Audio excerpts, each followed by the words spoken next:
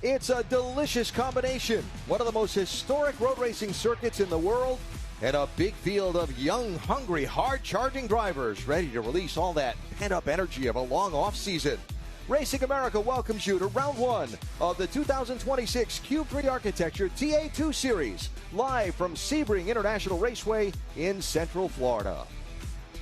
A foggy morning is given way to an overcast but very warm afternoon, and we've got a field of 33 drivers getting set to go with their season opener. And welcome to Racing America's coverage of the Q3 Architecture TA2 Series with NASCAR Cup Series champion crew chief Andy Petrie. I'm Alan Best.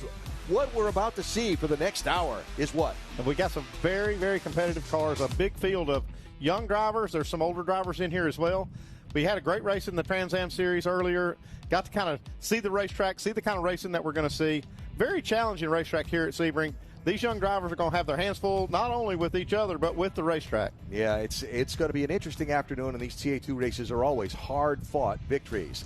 Let's start by focusing in on one of the next-gen young up-and-coming drivers, young guns in this series. He's 18-year-old Sam Cory. Grew up in Cornelius, North Carolina, where he still lives, in the same cul-de-sac with NASCAR Hall of Famer Ricky Rudd. Sam's a well-spoken young man who's got a vision for where he wants to be and a very definite plan of how to get there.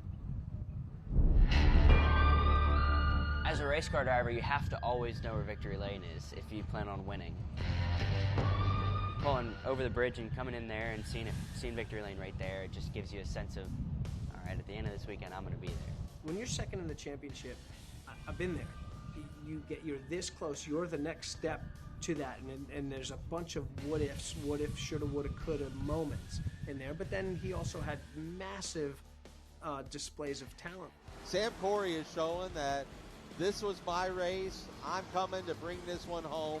He's always been in the hunt to get on the podium, but now you're just winning in what I would call the most terrible conditions we've probably seen since 3 years ago at Lime Rock Park. How does it feel? Oh, it feels great. I don't have any words right now. We had to earn that one, that's for sure. So it was tricky out here today, but the Nitro Motorsports crew gave me a hell of a ride, and I'm speechless right now. Just want to thank these boys over here. They do all the hard work at the shop. I just get to drive this bad boy. What a drive. Good job. Proud of you. I feel that racing is more so a mental sport than a physical one. Granted, it's physical, it's hard, it's tough on the body. I mean, 100%. That's 100% the case. But I think it's even more mental, and showing up to the racetrack with that kind of confidence and swagger, going into the weekend can be very, very, it can change your weekend, right? So you show up to the race, and if you come off a 2-race win streak and, you rock up, I'm going to win this weekend. I mean, I'm the best guy out here. You have to think like that. The confidence comes from my preparation. In my mind, I've done everything possible to rock up to the racetrack in the, best way and frame of mind that I can. You show up, you win, it makes a statement, and that's what we're trying to do is make a statement right out of the gate.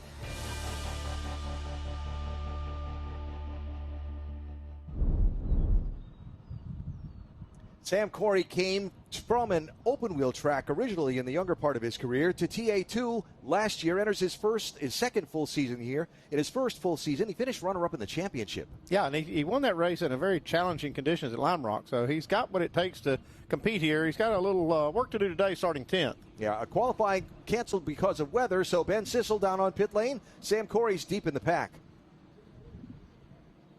Yeah, thanks a lot, Alan. I'm down here with Sam Cory, and Sam, you're starting a little bit further back than I thought. What happened? I know there were some shenanigans yesterday, but how are you going to get up to the front?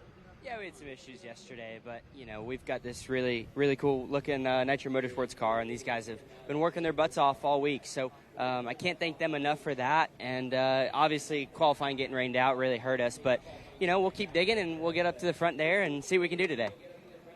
So runner-up in the championship last year. First goal, the checker flag comes out at Sebring. I know you're hoping to win, but you're hoping to finish. What are you hoping for here? Yeah, it's just consistency, right? The points race starts now, so we're going to do all we can today to go get a win, but we're going to just keep pushing forward and be smart, and we'll put this thing up front. Nice, I love that. Did you hear that? The points race starts now. Back up to you guys in the booth.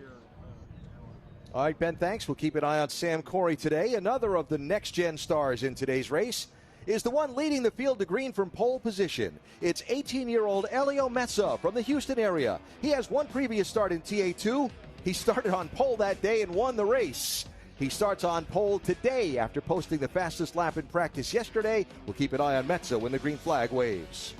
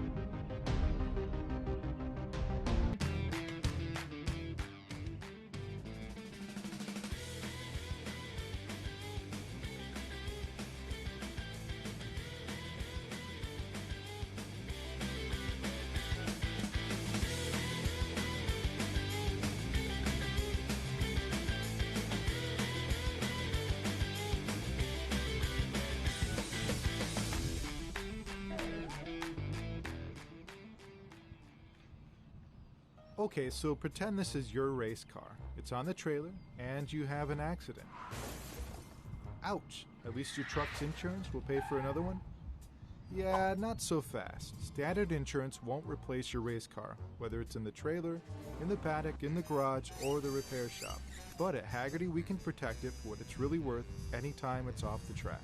No matter what or where you race, offer less than a set of race tires. Hagerty, let's drive together. Rev up and get ready for race day with Mission Foods. The world's best racers and tastiest products come together to make every race delicious. Fully loaded tacos, fast wraps, piled high nachos. Whatever you crave, Mission will help you be race ready with easy-to-make recipes that will take your race day to the finish line. Keep your racing delicious and enjoy all the mouth-watering action. Brought to you by Mission Foods. Too fast, too tasty. Back live at Sebring, counting down to the start of the Q3 Architecture TA2 Series season. Green flag coming in just a little while. Andy, you work with some NASCAR legends. Ever have a pre-race ritual with an Earnhardt or a Gant that you had to do before every race? No, I never was superstitious about what I did pre-race. I just wanted to make sure the car was ready. You know, I knew the driver was going to bring his game. He would be ready. I had pros driving for me, so I didn't have to worry about it. But I was never that superstitious that I had to do the exact same thing every week. So I didn't have that. I just want to make sure the car was ready. Well, in today's Stack Elevate Your Game, we're going to show you how New York City TA2 driver Adrian Vlostowski and his crew chief Billy Harrison have a ritual they go through every single race day to help them focus in.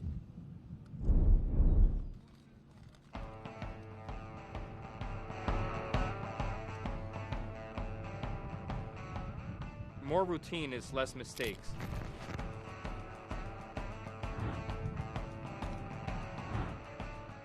Yeah, we have a routine that we do without even talking about anymore. First thing is, wash my face ice cold water, then take a drink of ice cold drink, then wipe my face with one microfiber.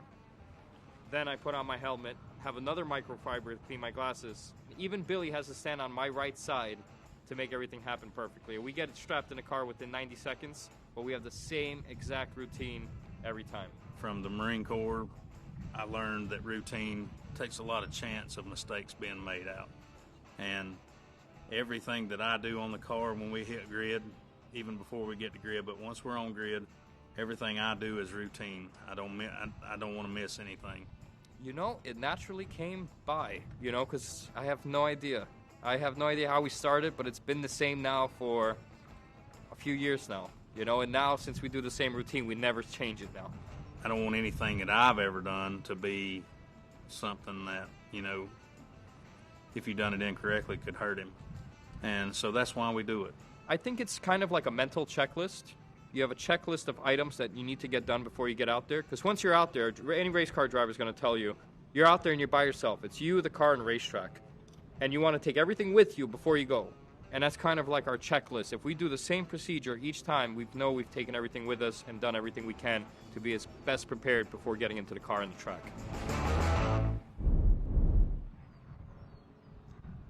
Well, Adrian Blastowski starts third today, and he's hoping to stand on top of the podium to open his 2026 campaign. Time for the grid walk. Let's go downstairs to Ben Sissel. Well, thank you so much, Alan. We're down here with the front row. And it's kind of funny. The last time Helio Meza was in a TA2 car at COTA, he got pole and won the race. He's on pole here in this beautiful car in Finitum. But you can see Helio Meza right here, very fast driver. Last time Noah Harmon was in a race car, he won the MX-5 Cup race at Daytona in one of the greatest finishes ever with his High Point Rockers baseball car with silver hair. So unbelievable. We've got Adrian Blastowski over here in the number 3 with CMI on the front. We've got Ethan Tovo. We've got 2 twins in this running the Dick's Sporting Goods Toyota Camry. That's our front 4. Alon Day all the way from Tel Aviv, Israel. Unbelievable. First time, and he's qualifying all the way up front like this in the JSSI number 17 Guthrie's Garage. And then we come to Laney Bice. Ladies and gentlemen, Laney Bice in this beautiful number 27, the Roaring Pines Motor Club. She's signing all. You keep doing what you're doing. I don't want to interrupt that. We don't want to do anything to hurt the fans. But Laney, we're about to go to the green flag. How's it feeling? Really good. I'm super excited about what piece we have. This number 27, Team SLR, Guthrie's Garage, Go Sunoco, Race Fuels, Chevrolet is super fast, so I'm super excited. Just super grateful for everything that everybody's done for me and this opportunity that I'm getting to be here this weekend. Nice. I love it, and I've been watching. You've been signing a lot of autographs, lots of fans for Laney Bice. Back up to you in the booth, gentlemen. All right, Ben, thanks. So 33 drivers getting ready to go in the traditional 100-mile distance here at Sebring today. 27 laps will be the distance that they will go. And picking a winner, well, that's kind of a fool's game, isn't it? Yeah, it's going to be difficult. They had a practice session that obviously set the grid, but they didn't get their qualifying session where they could have actually shown what they could do and maybe even see who the really fast cars are. I think you're going to see, some passing from the back. We've got, like I said, we got some good cars starting deep in the field. Very competitive, though. These cars a little different than Trans Am. They don't have as big of wheels and quite as big of brakes. A little less power, but, boy, they put on a show. They do. And don't forget, within the overall race, the Pro-Am drivers as well, racing in their championship. And some very worthy competition there as well. So not just for the overall win, but for the Pro-Am class win as well during today's race here at Sebring. So down along pit lane, you see the beautiful field of cars all gathered up and ready to go. A little breeze blowing. The sun keeps trying to poke out through these clouds. But we've got a beautiful afternoon and a great field ready for what should be an exciting season opener. Yeah, what a great track to do it here at Sebring. My first time here. I'm just really excited about it. It's one of the raciest tracks with a ton of character in it. A lot of challenges for the crews to set the cars up for it.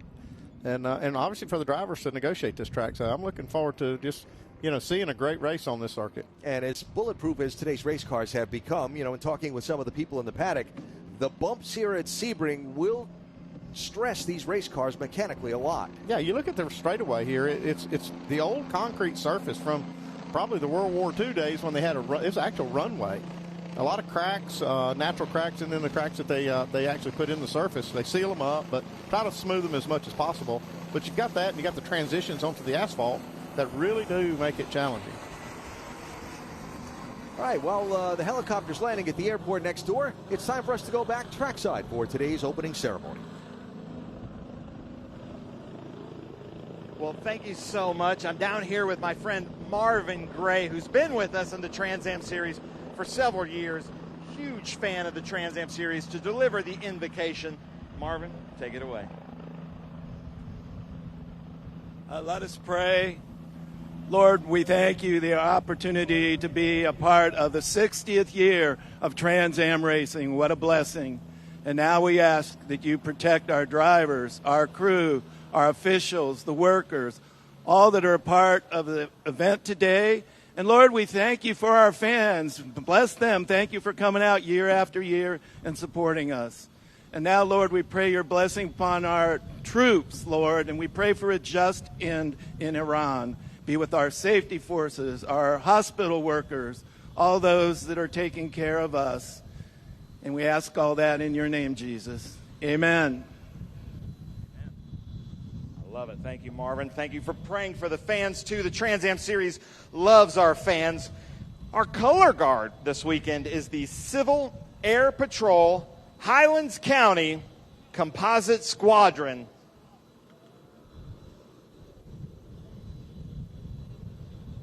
As they set.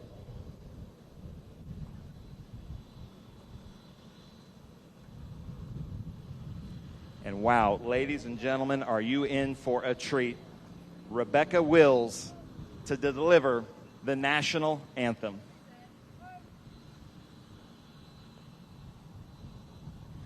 Oh, say, can you see by the dawn's early light what so proudly we hailed at the twilight's last gleaming, whose broad stripes and bright stars through the perilous fight o'er the ramparts we watched were so gallantly streaming, and the rocket's red glare, the bombs bursting in air, gave proof through the night that our flag was still there. Oh, say does that star-spangled banner yet wave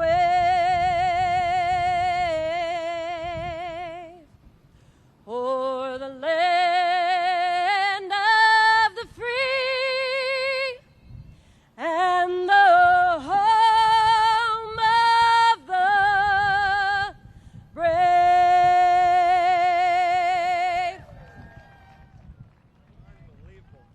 Wow, Rebecca Wills, unbelievable. Thank you so much. Tim Richter, we miss you, buddy. See you in a little bit. And right now I'm going to toss to some commercials, and we're going to start some fantastic music here at Sebring International Raceway. Big news for car lovers everywhere. Now you can get Next Gen at your local O'Reilly Auto Parts store. Every Next Gen formula is built with advanced ceramic technology, and that means a deep gloss finish, serious protection, and long-lasting durability for your paint. World-class racing teams trust Next Gen to protect their race cars under the toughest conditions. And you can trust Next Gen to protect your car every day. Find Next Gen ceramic protection at your local O'Reilly Auto Parts.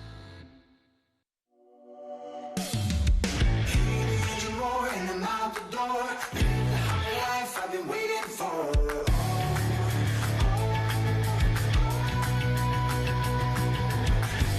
Living the moment till I die.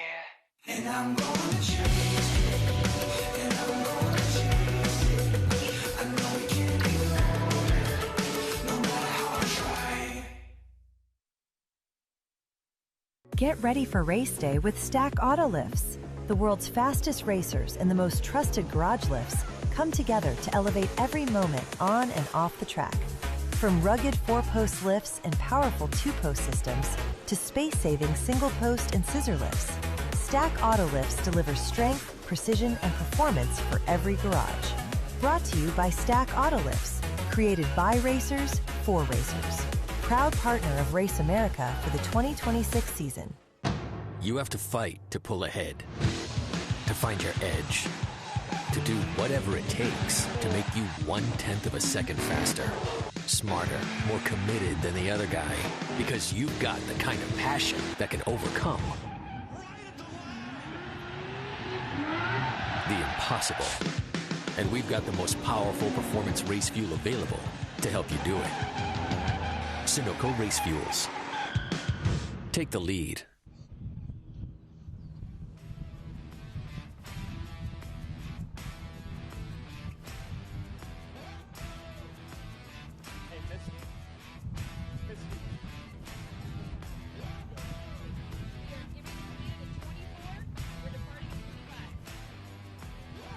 35-year-old Adrian Vlastowski, one of the stalwarts of this Cube 3 Architecture TA2 series of the last couple of years, lined up inside of row number 2 for this season opener as we get ready to go racing in Central Florida on this Sunday. Vlastowski looking for that first podium in TA2 competition.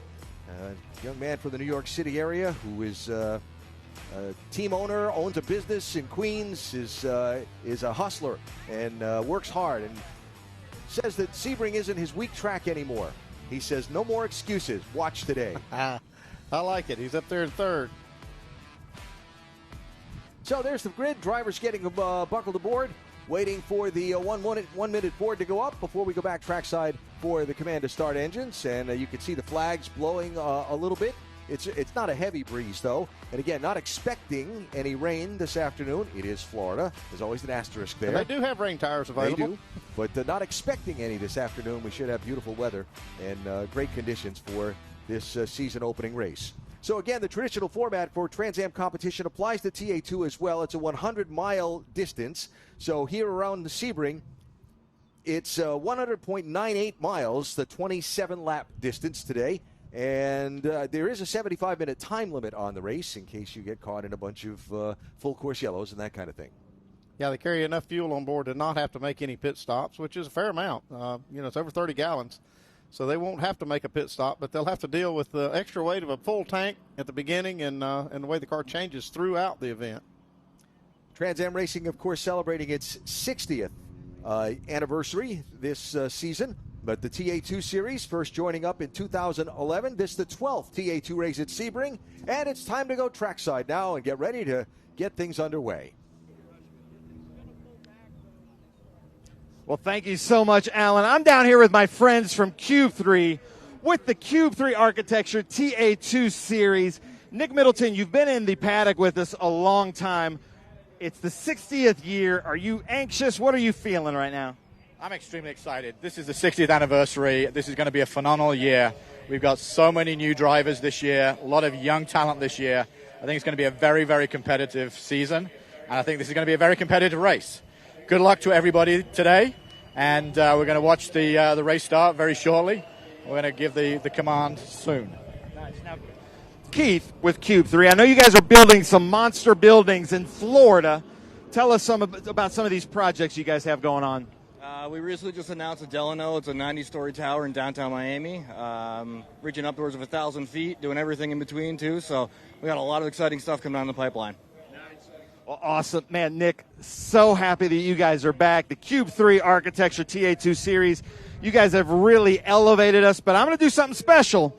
Might get in trouble for this. I'm going to give you the mic for you to give the command. Well, welcome to Sebring, the first race of the season. Drivers, start your engines. Better than I can do.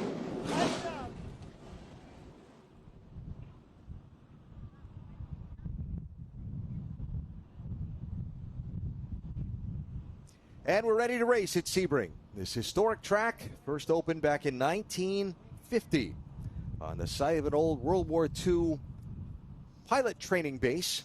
Original course, all runways, still some of the original concrete runways in use, but the twists and turns of these 3.74 miles and 17 turns cause drivers to change surfaces underneath their tires 18 times in a lap. It's a challenge for this field of cars and drivers getting ready to roll onto the speedway. Yeah, you'll certainly see that as they go across these bumps and the transitions. You'll see the suspension working a lot. You'll probably see early on with the full tank of fuel, they'll bottom out a little bit here and there, but they got to be careful too on a couple of spots on the track where the asphalt drops off. I mean, it's a 3 or 4 inch, gap down to what's actually now wet. Some of it's mud, so they got to be careful to keep the car on the track right there, and it's in a strategic spot too, so that where they really need the extra room, they got to be extremely careful there, especially if they're racing side by side. So the field of cars begins to roll from the pit lane. This TA2 formula has made this series into an ideal training ground for young drivers looking to eventually maybe become NASCAR Cup Series stars. And the list of TA2 alumni in recent years. Yeah, you look at that list. I mean, there's some really great, talented drivers. Probably one of the biggest superstars in NASCAR, Connor Zilic, coming up. You see Jesse Love, last year's Xfinity Series champion. Just a lot of great talent there. As Series President Andy Lally likes to say, this is America's only full-time stock car racing, road racing series. And these drivers today will work this Sebring course with an H-pattern transmission, nothing sequential, and basically a full-blown stock car at their disposal. No driver aids, no ABS, no traction control to try and manage. Yeah, the car is very similar to what we'd call a late model stock car chassis. 15-inch tires and wheels. The brakes that, accommodate that, so they're smaller than you see with the Trans Am cars who have bigger wheels. The engines are not anemic, though. They're less power, but they're making 530 horsepower. So these guys and girls, they have a pretty powerful machine under them, and not a lot of tire. They don't have as much tires as Trans Am cars. Not as wide, obviously not as big in diameter. So they got to manage that some. So qualifying was rained out yesterday afternoon after a thunderstorm came through the area. So by rule book, starting grid order was from practice times from the practice session earlier in the day. So 18-year-old Helio Meza from Houston is on pole position in his Team SLR M1 race cars Chevrolet Camaro. Outside the front row is Noah Harmon of DeLand, Florida, the Silver Hair Racing Chevrolet Camaro. Adrian Vlovstovsky talked about him from New York City, from Maspeth, New York, in his CMI Spot-On Services AMT Motorsports Ford Mustang is third. Ethan Tovo, the 15-year-old, one of the Tovo twins, in the field, his first TA2 race. He's from Cornelius, North Carolina, the Dick's Sporting Goods Toyota Camry. Starting fifth is Alon Day from Israel, driving a Team SLR M1 race car Chevy Camaro. Outside of row number 3, Lainey Bice, the 19-year-old from Georgia, driving. She's one of the Chevrolet development drivers. Here's the rest of the top 10. Vinnie Meskelis from Dallas making a debut here. Rafa Matos, the all-time race wins leader and championship winning leader of the TA2 series. He's the veteran guy looking to tame all these young bucks in this field. Yeah, he's not intimidated by these young kids coming in here with talent. Look further back in the field. You've got Jared Audrick, former NFL defensive lineman for the Miami Dolphins, first-round draft pick. He is last year's TA2 Pro-Am champion, and he's the fast qualifier in Pro-Am, lined up 15th on the grid. Yeah, we spent some time with Jared yesterday, and what a remarkable young man he is. Takes his fitness to a high level, obviously being a professional athlete, goes about this racing with the same mindset. And down through the rest of the starting grid, 32 strong, getting ready to come to the green flag. Lights will go off on the pace car at turn number 16. 17 turns make up this Sebring course. Again, 3.74 miles is the total lap length.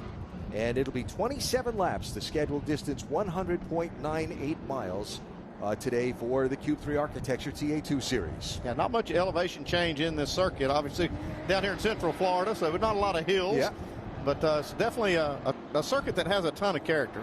I always find it funny. They call it Highlands County, areas around here. The Highlands are about 3 feet high. Yeah, in Florida, yes. But great place, full of history. A big challenge for these drivers. And it's grid forming up behind the safety car now, getting ready to be turned loose for the first green flag of the new season.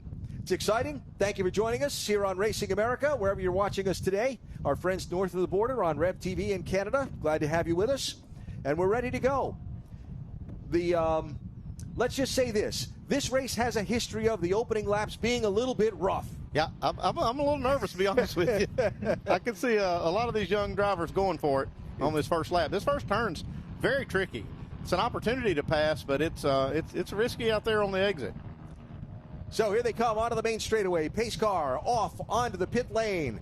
Helio Meza on the front row with Noah Harmon ready to see the green flag at Sebring.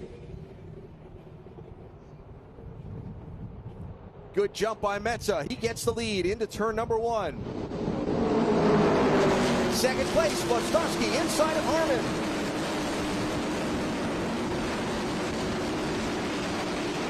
And everybody's through. I think they've settled that battle yet. That second place battle's still hot.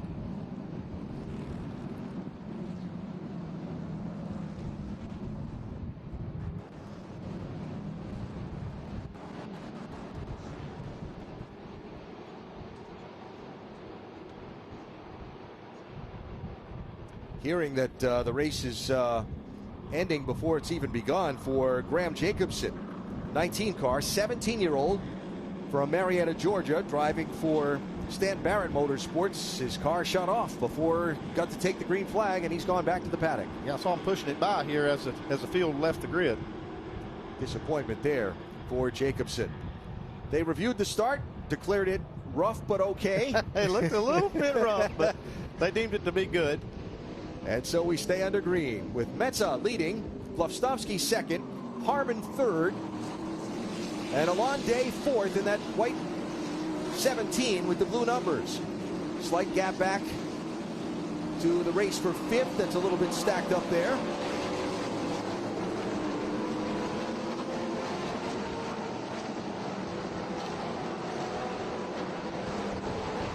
They work that tough turn 14, 15, 16 section of this Sebring course and come off onto the Ullman Straight, named for the racetrack's founder. And steam down toward turn 17. As the camera pans to follow the cars through the corner, watch how bumpy this section of the speedway is.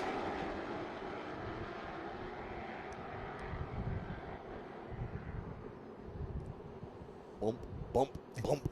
You can see right there as they transition, you can see all the cracks and the seams in the concrete.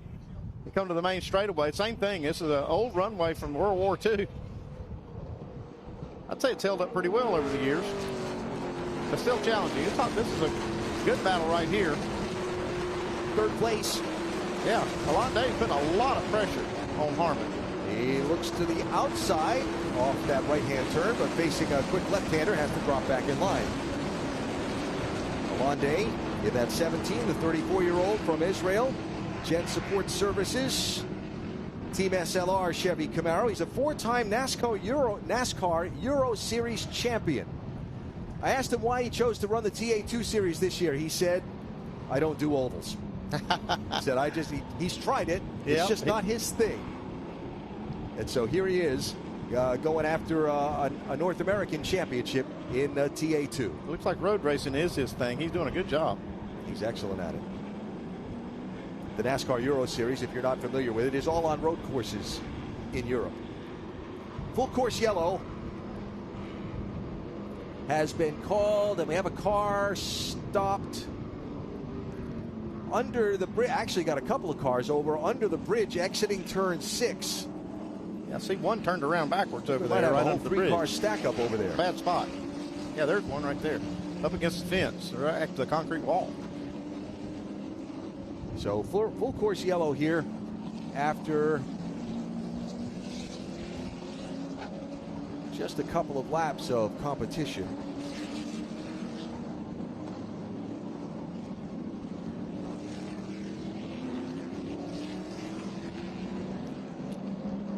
Trying to figure out, as you can imagine, the cars tucked underneath the bridge like that make it a little difficult to pick the numbers off them quickly.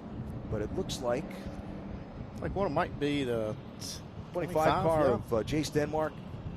Might be one of those stopped over there. I think maybe the other guy or other car got going.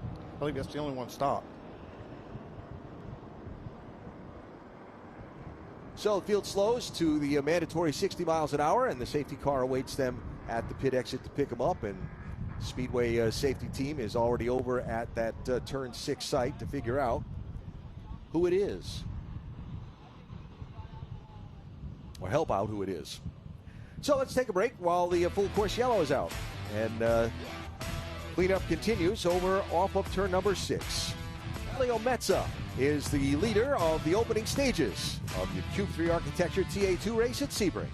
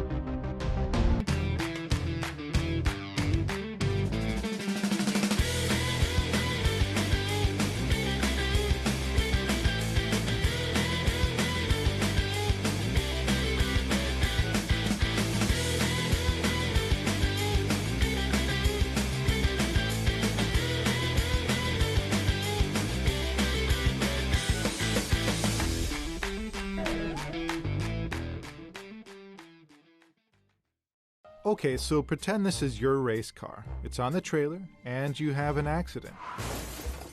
Ouch! At least your truck's insurance will pay for another one? Yeah, not so fast. Standard insurance won't replace your race car, whether it's in the trailer, in the paddock, in the garage, or the repair shop. But at Hagerty, we can protect it for what it's really worth anytime it's off the track. No matter what or where you race, offer less than a set of race tires. Hagerty, let's drive together.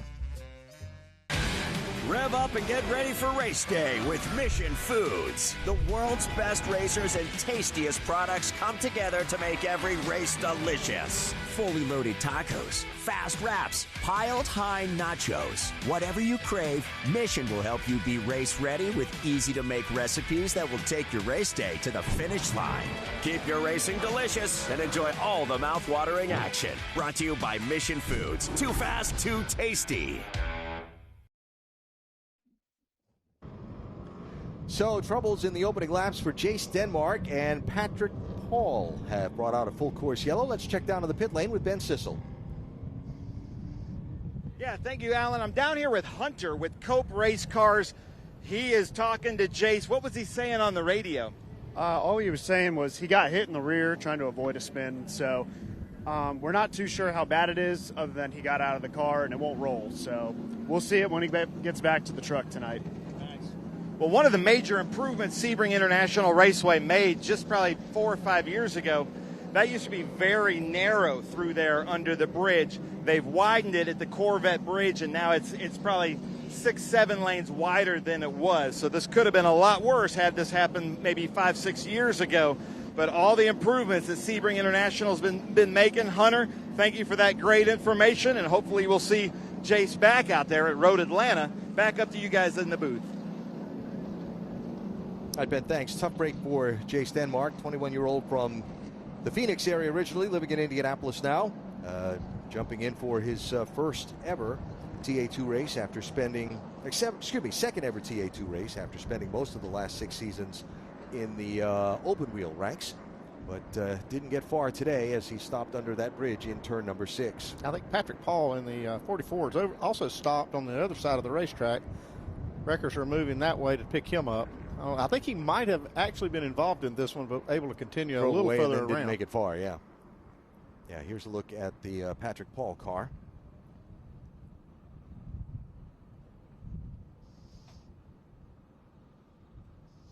Yep, he's got one of those wheels not going the right direction. And making it a little difficult to control. Yep. So good of him to stop over there since we were under the full course yellow. So safety working to remove those 2 cars before we can get back at it. And we'll be at least another lap behind the safety car as the field comes through turn 17 and back onto the main straightaway. So this just the opener of the Cube 3 Architecture TA2 Series for 2026. It's on to Road Atlanta in a couple of weeks as the series crisscrosses the country to some of the great road racing circuits in America. And one north of the border as well. We'll see Canadian Tire Motorsports Park on Labor Day Great schedule weekend. for these cars.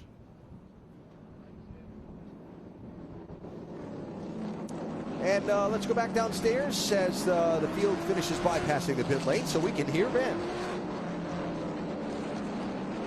Here with Bill, with Adrian Lostowski, who made a great pass into turn 1. What's he saying on the radio? Does the car feel good? Car's good. He's happy with it. All we're doing is we're going to lay back. We're trying to make sure to stay out of trouble, and we're going to make a run at the end as a plan. He's happy with the car, though. It's awesome. Nice. I know you guys have had some bad luck at testing with some engines, but you feel like you've got it coming here? That's why we do the test. We get all those bugs out, we hope, and then after that, maybe we won't have to deal with it. So that was the plan. The test was not really that great because we had all the issues, but at least we got them out of the way before we got here, you know. I love it. I love it. Well, that's the CMI crew with the Fast Auto. Adrian Lostowski currently second right now behind Helio. This is gonna be a great race here at Sebring. Back up to you guys in the booth. All right, Ben, thanks. So they continue working to remove the Jace Denmark car from under the bridge in turn number 6 and the 44 machine of Patrick Paul from off between turns, what's that? Looks like between turns 8 and 9. And And hopefully we can get back to full-speed racing here very shortly at Sebring in the early going of this one. And it is, as Ben said, Adrian Wlostowski made a nice move to get that second spot. Yeah, he did. I guess their pre-race routine worked pretty good this week. We saw that in the pre-race show where they do the exact same routine every week. Crew chief, being a former Marine in the Marine Corps, got a good disciplined little routine they do. Maybe I could have learned something from that back when I was a crew chief. Discipline? Yeah. Yeah. Well, you know, it's I just have no further comment on that. Too many stories rattling around in my brain right now. Might say something unfortunate, you know. All right, so there have the Jace Denmark car clear. Looking over back towards turn 9, it looks like they're getting the Paul car clear as well, and we should be able to go back green flag racing after one more lap. Looks like we're going to be another lap under the yellow flag before we go back racing. And yeah, safety car being told to keep its lights on as it gets to turn 15. So we're going to be at least one more lap before we go back to the green flag. Just a quick note, you heard mentioned during the pre-race ceremonies, but a thought with Trans Am Series race director Tim Richter, who had his mom pass away earlier in the week, and Tim home with his family as he should be. And Tim, everybody here thinking about you, and look forward to seeing you back when you're able to be here with us again.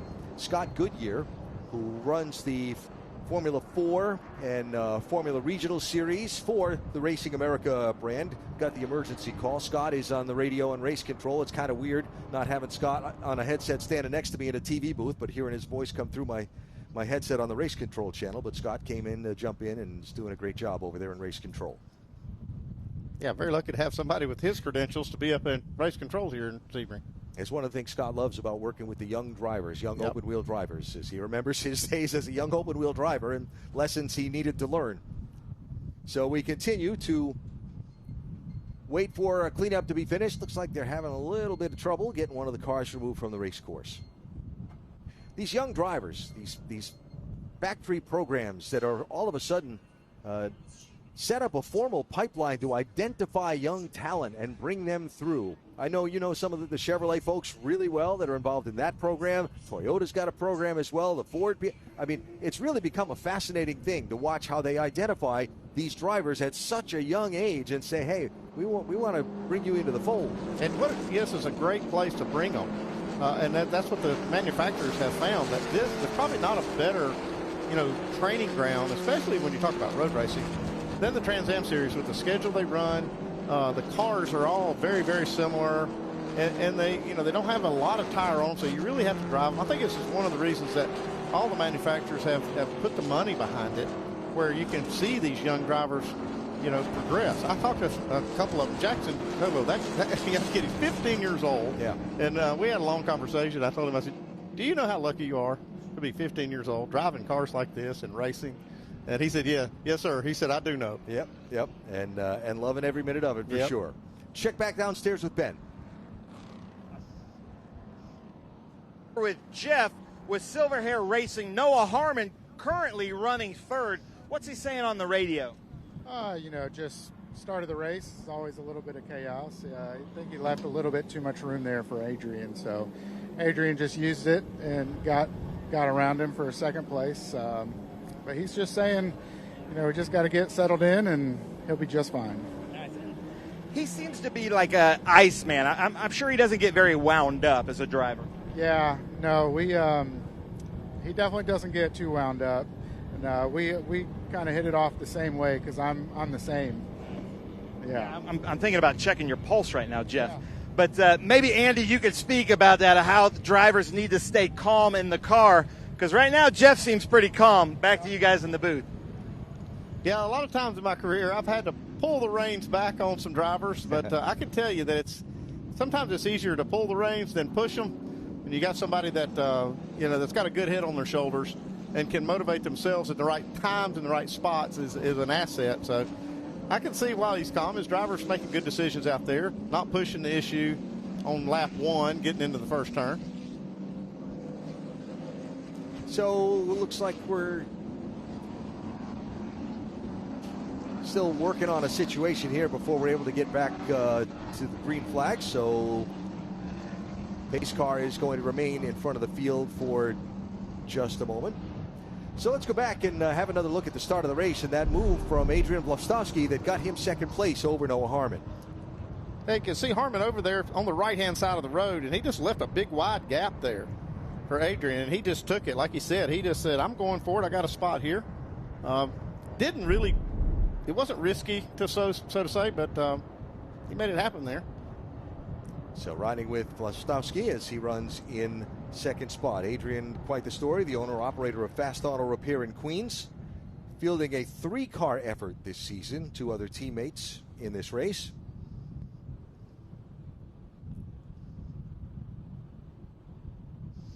This is really a good start to the race for Adrian. He's looking for his first podium.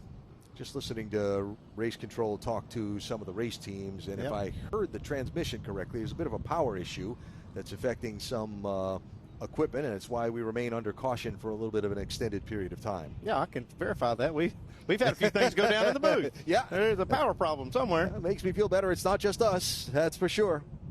So they continue to motor around under the yellow flag. Let's talk about that third-place driver, Noah Harmon, for just a minute. You heard Ben Sissel talk about him a little bit. He's 20 years old. His second season with the team. Last year he ran most of the season, but he missed 4 races running that Mazda MX-5 Cup Series where he finished 6th in the championship. He ended his TA2 campaign last year with 2 consecutive runner-up finishes. And now he's back for the full season this year. He's a student at UCF, the University of Central Florida, studying business real estate as a major. Yeah.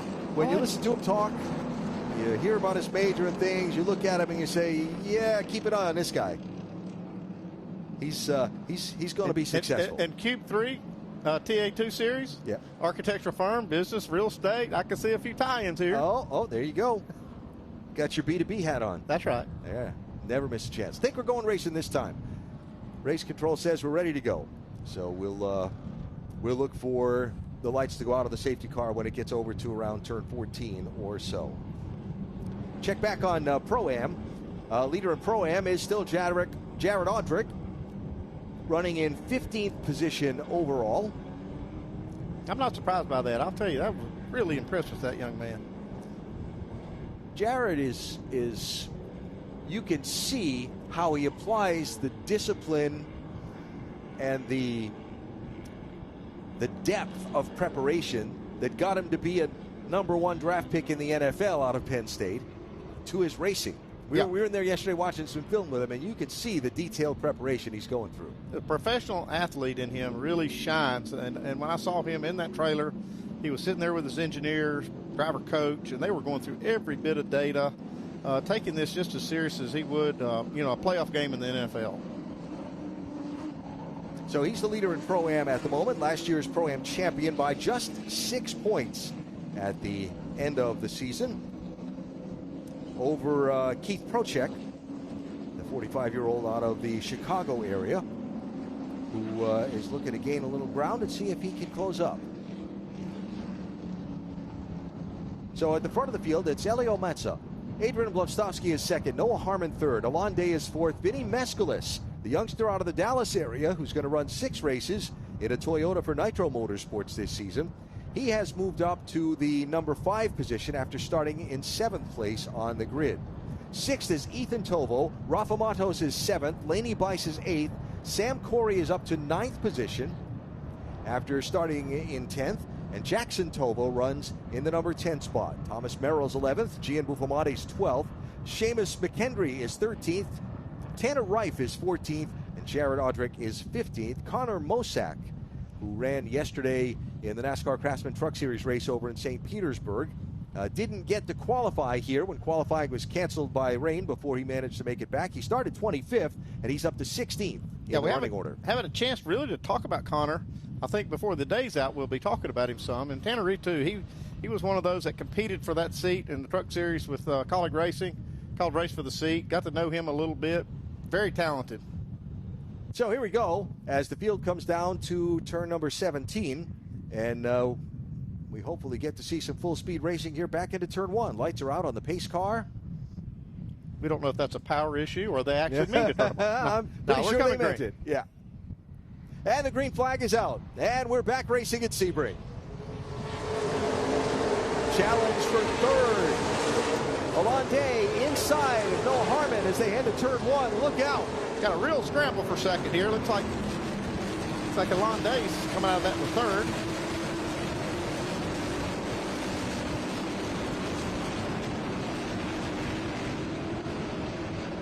Everybody through okay so far.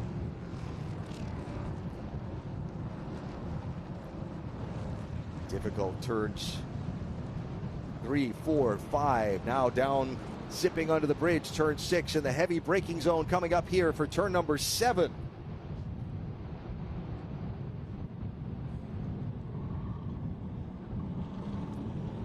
Harmon defending a little bit there.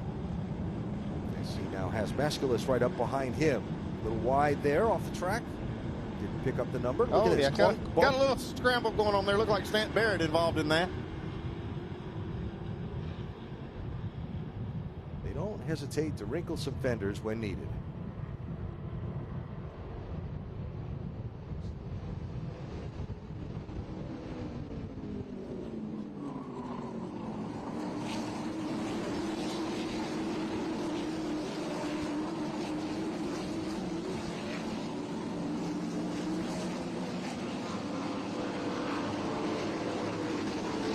You can just see how equal these cars perform. I'm telling you, they are very, very competitive. Fighting their way through the final couple of corners. 16 now and off onto the straightaway and headed down toward turn 17. You're watching this broadcast on Racing America.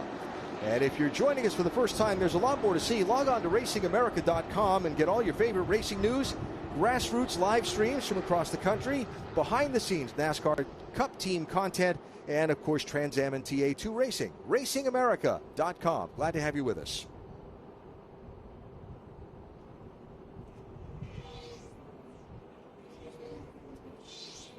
We got another Day and challenge Harmon there. really fighting it out here for third.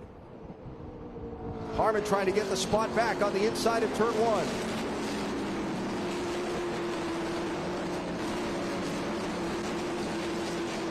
That's that corner. You talked about this earlier, Andy, where if you slip off that curve on the outside, it's across big time. It's like a 2 or 3 inch drop to drop those right side tires into the dirt. And then when that happens, that car's going to go straight right into those barriers.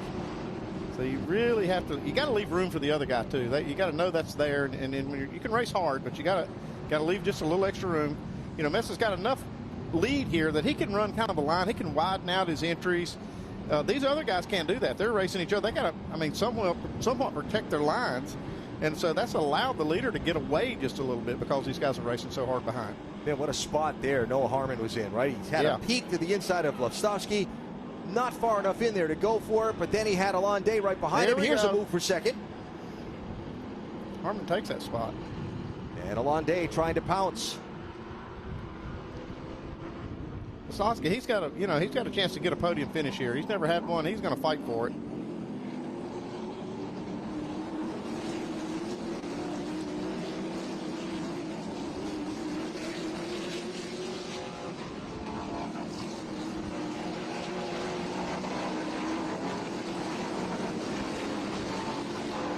Second place at stake here. Helio Meza moving away from this race.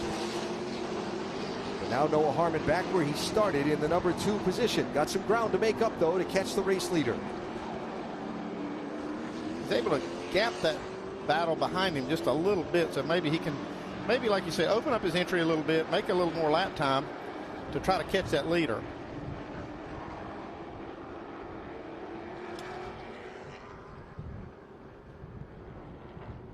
Harmon getting away from Lofstowski a little bit. Now Adrian there having to defend that last step on the podium as Alonde is right locked on the back bumper. Here's the peak to the inside of turn number 1.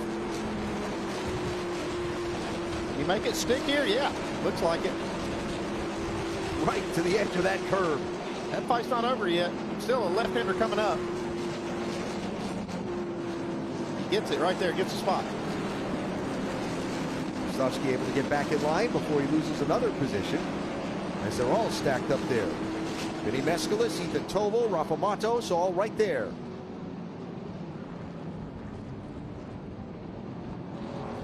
That's Meskelis on the move, inside or peeking inside of Lastovsky. 20-year-old from Dallas.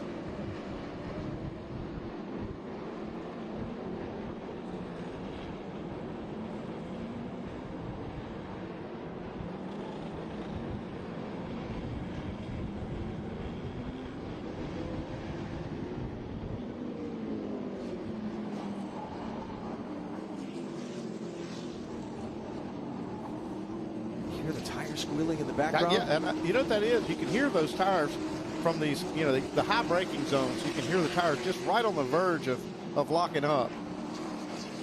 These H-pattern transmissions and the smaller tires and stuff. You're gonna hear that a lot.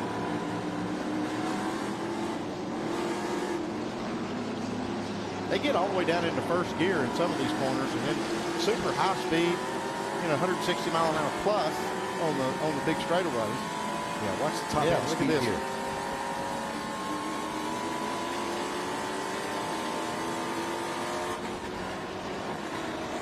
Almost got the 160. Down to 70.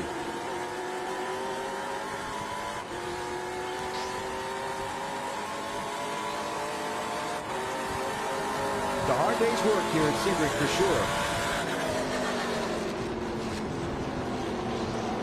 He's had a tricky turn one. Yep, got him one in the wall. That's Lainey Bice into the tire barrier. She was the one I was keeping an eye on today. I thought she would have a good day. Not going good so far.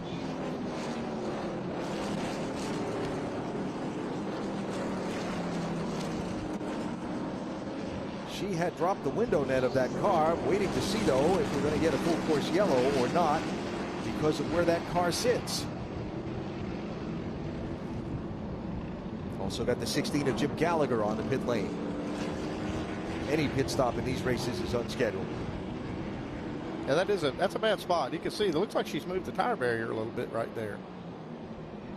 Yeah, so she hasn't dropped the window. Yeah, we got a full course yellow now. Here's the full course yellow.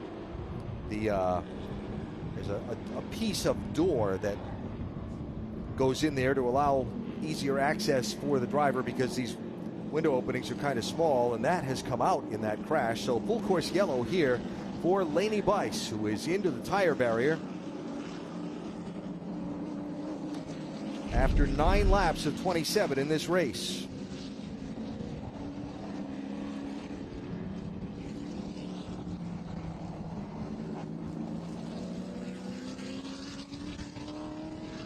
Yep, looks like maybe somebody got into the back of the 27, turned her into those barriers. It's hard to see right there. Yep. Yep. But yeah, that piece of the door did come off or come down. Well, that's not a small crash down there in turn 17 for sure. That moved that whole tire barrier 4 or 5 feet. Full course yellow number 2 is out for Lainey Bice in her crash down at turn 17. And the field will be slowed and picked up by the safety car again. And you see safety is there with Lainey and having a look at that car and the tire barrier as well. But that's a tough break for the 19-year-old from Georgia who took the green flag in the 6th position, and her season will open with climbing from the car long before she was ready to. Well, we have a minute under the full course yellow. Nick Middleton, the Chief Executive Officer of Cube 3 Architecture, series sponsor, has joined us. Let's see, I've been around Trans Am racing, let's say 10 days. And every one of those 10 days, you're at the racetrack. You love this stuff, don't you? Very much so. This is year 6 for me. I've only missed one race in 6 years. And I think it's going to be a very exciting year as well. And I think the first race of the season is always an interesting one. So many new drivers, so many young, talented drivers this year, which we're all looking forward to watching. Very unfortunate watching Lainey right now in the barrier. I thought she was going to do really well today. She qualified, I think P5 or P6. Yeah. And that's a disappointing start to her season. But I know one of the things you're very passionate about is helping the young drivers, not just with supporting their racing, but helping them understand the business side of the world. Very much so. These young drivers, they're thrown into the adult world at a very early age, at 10, 12 years old. I always say that it's 90% business and 10% driving. To sit behind the wheel here, you've got to find the sponsors, you've got to find the money, and you've got to go ask for it. And it's a business world out there. Yeah, having been a former team owner, I can tell you, for me, it was 100% business. Very much. Until we got to the track, and then it was all racing. But yeah, it's very difficult to put sponsors on these cars, keep sponsors on them, and to keep them engaged. So that's good advice. Yes, very much so. And it's helping them with their brand, helping their social media. Noah Harmon is one of the examples right now that I'm helping with his brand and identification right now.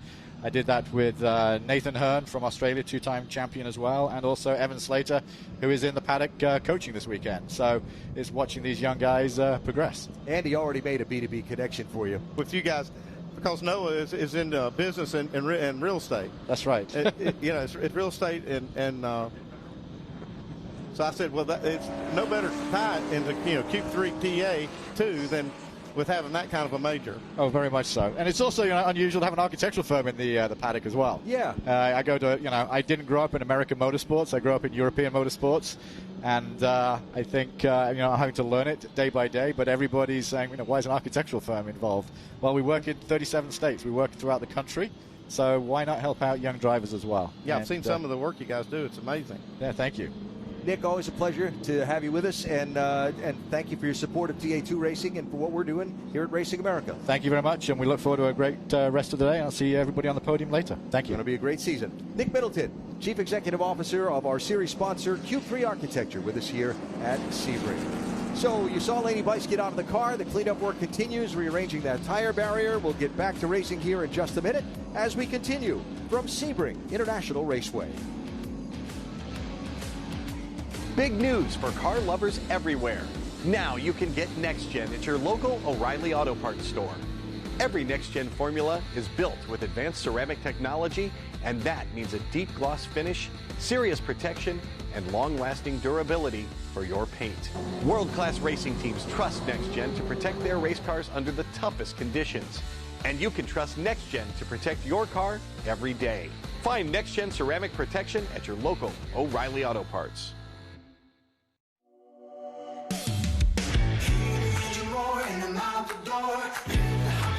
I've been waiting for.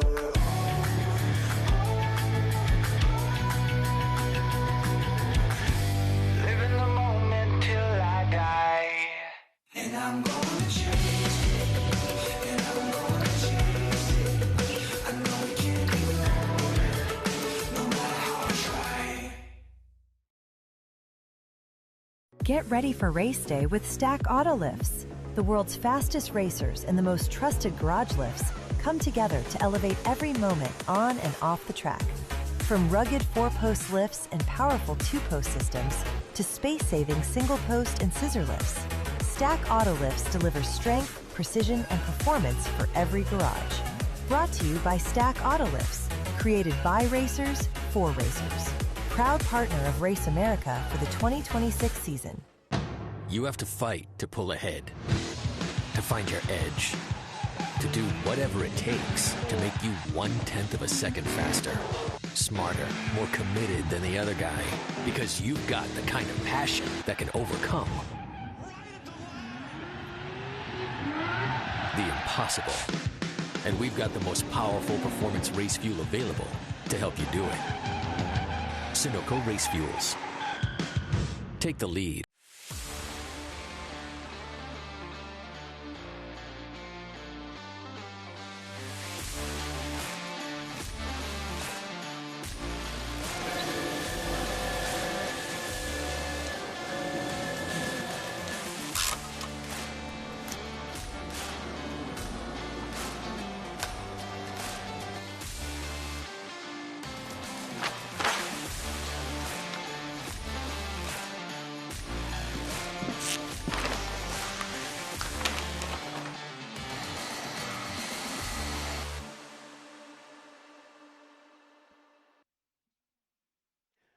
A look at the beautiful wrap.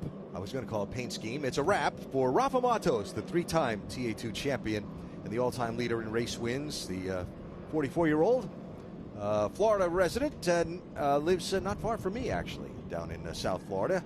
Driving for Stanton Barrett Motorsports this year, and that is his Concord American flagpole CNA design on that Ford Mustang. So Rafa is running in 7th position after starting in the 8th spot. We continue under the full course yellow because they're repairing that tire barrier where Laney Bice's car impacted down in turn number 17. And let's check downstairs with Ben. Well, guys, I'm concerned about our friend Rebecca here, who's under Jim Gallagher's car, not wearing gloves, working on it. I've seen this girl hustle so much. It was her hustle that won Thomas Merrill his championship for Mike Cope Racing Enterprises. But they thought it was power steering, but you can clearly see the power steering belt is on. They have had to add some power steering fluid, but I'm not sure what they're doing. You can see a different hose here, so it's something with the power steering, but a lot has happened. Tanner Reif came in, and they had to put a bunch of Varibond on the front of his car. Jace Denmark somehow is back on track, came through pit lane. And then I'm not sure who we have down here in this Toyota Camry with nitro, but a lot's going on. I think everybody knows it's going to be a little bit longer yellow, but let's see what happens here with Jim Gallagher, who's been a longtime competitor in the TA2 series and in the Cube 3 Architecture TA2 Pro-Am series. But I'm a little concerned, and I'm sure you guys could talk about this, a hot engine with no gloves for Rebecca there. Back up to you in the booth. Yep, been there, done that, Ben. Looks to me like they found the problem, and it looks like a power steering hose. That's the high pressure line that goes from the power steering pump to the steering box or steering rack. In this case, it's steering box, but it looks like they'll be able to get it fixed. And these laps are pretty long under caution, so if they can hustle, they might get back out without losing a lap. And who's this coming out without a hood? Yeah, yep, there's your problem. You found it, Ben. All right. Well, a sticky situation. It's a messy situation, at least. And yes, and thankfully they were able to repair that and get the Bellevue, Washington driver back onto the speedway in a moment. Still cleaning up in turn 17, so we're still under the full course yellow with our Q3 Architecture TA2 Series season opener at Sebring. Hopefully the restart in a minute.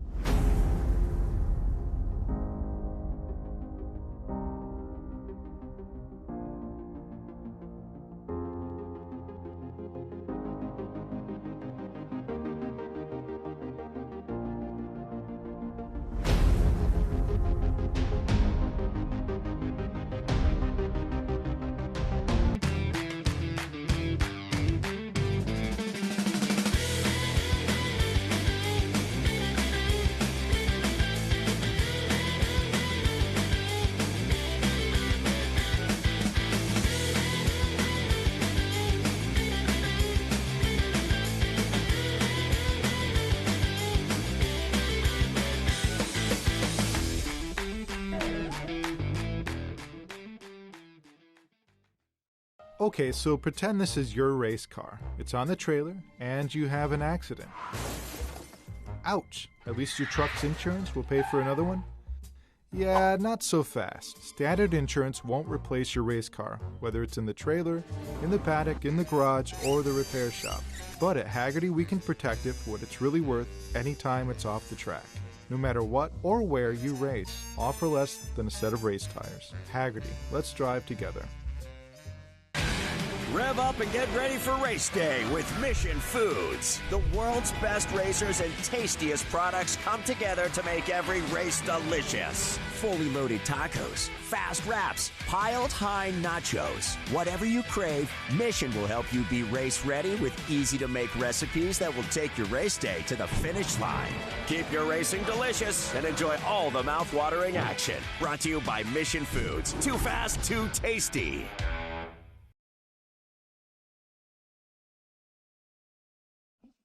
Back live at Sebring, Cube 3 Architecture TA2 Series season opener. And trying to wrap up a lengthy full course yellow after Laney Weiss impacted the turn 17 tire barrier. Laney was out of the car at 5. The barrier needed rearranging.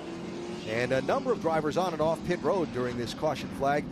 Ben mentioned one of the Nitro Motorsports Toyota Camrys. That was Seamus McKendry, who left the pit lane without his hood, and he's back on the pit lane now, getting further attention from that team. And hearing the lights are out on top of the pace car, and we're going to go racing here. And seeing, actually, to confirm. Hey, those lights are out. I got that one right. Come on, man. All right, so Helio Meza from the Houston area, Spring, Texas is where he calls home, 18 years old, getting ready to lead the field to the restart. He started on pole by setting the fast lap in practice yesterday, and qualifying was rained out. He's led every lap so far. Behind him on all these restarts has been really thick. It has, but he's been able to pull a little gap on those guys. I'm pretty impressed with the talent that young man has. He's great on restarts and is able to, like I said, get a little gap where he can run his own race. Let's see. These guys are probably going to put some pressure on him on this one. Looking ahead from the fourth place car of Adrian Lostowski. That's Alon Day in third. Noah Harmon is in second. Meza is the race leader. Pace car heads for pit road. And here they come to the restart zone. Green flag is out.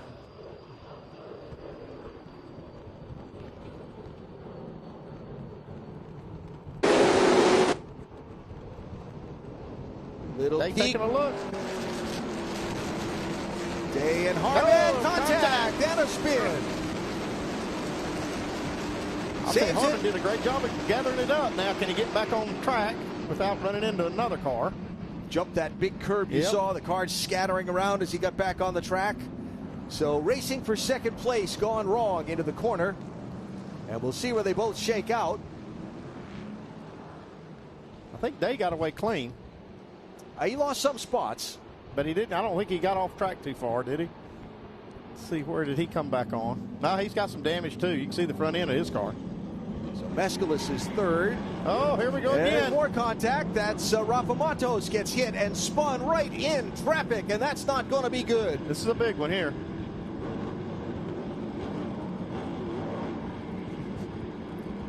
I think all these cars can drive away. I didn't see any damage to the suspension on any of these. That's Thomas Merrill that's turned around trying to get his car restarted.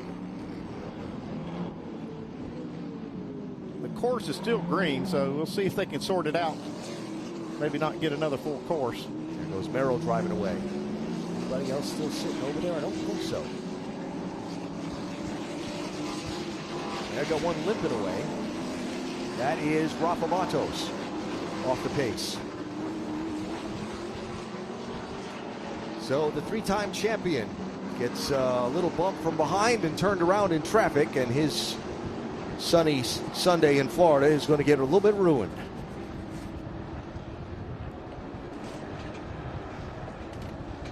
So let's check the reshuffled running order as they come back around turn 17 one more time.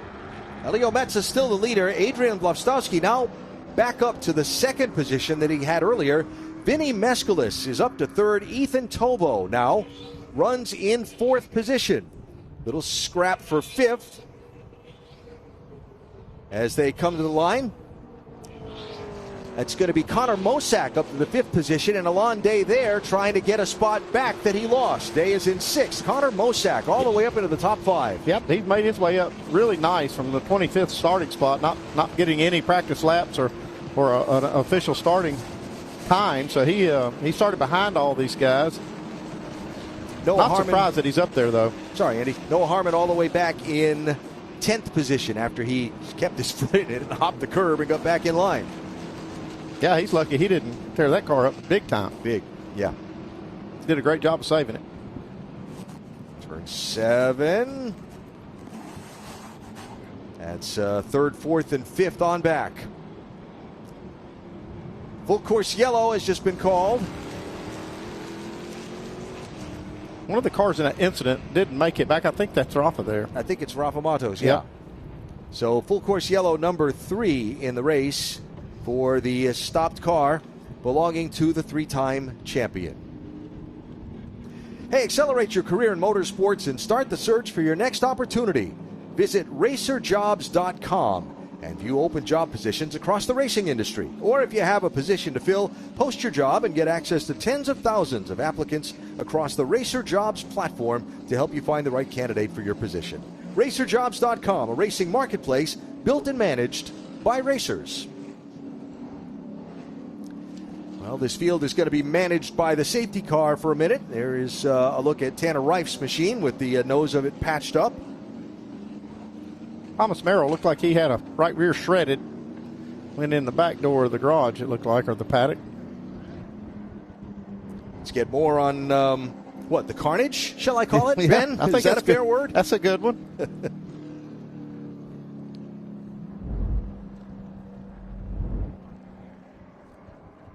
First, another look at the contact between Alonde and Noah Harmon.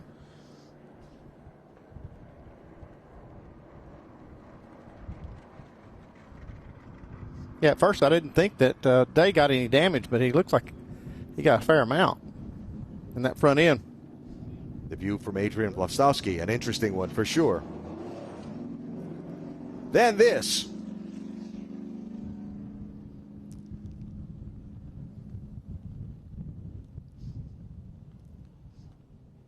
I thought this was going to be a lot bigger.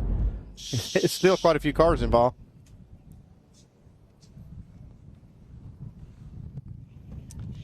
All right, let's try again for Ben. Yeah, thank you guys so much. I'm down here with Gil Martin. I'm sure an old friend of you guys. And by the way, it is sunny and raining at the same time, Alan. What's up with your home state? But Gil Martin was arguing, a pretty heated argument, with two of our officials in here because Tanner Reif just had to serve a drive-through penalty. He gets out of the heated argument, turns around, and shoots me this big smile and wink. A little bit of gamesmanship happening here with the marshals, huh, Gil? You got to. It's fun. Dave Fuge was down here in the middle of it, so I had to give him a hard time right there. Every time you're speeding on pit road, it's never our fault or the drivers, but you can't let it go. Yeah, exactly. I love all this gamesmanship. And Andy Petrie, I'm sure you never did anything like that in your career. Back up to you guys. Not me, Ben, but Gil for sure. It does not surprise me that he did that to poor old Dave Fuge. So, by way of adding to the inside joke, if you will, of course, Gil, a former NASCAR Cup Series crew chief, Dave Fuge, a former NASCAR Cup Series crew chief and a team owner, and Dave now an official with Trans Am Racing, and Gil has for a few years now been a key part of the silver hair racing operation in this TA2 series. When they say silver hair, they're talking about the rabbit, H-A-R-E, not the silver hair that you get when you get to be our age, Al. I understand. Thomas Merrill done for the day in the 26 machine. So the damage sustained when he got involved in that stack up over in turn 7, too much to overcome for Merrill, the 2022 TA2 national champion.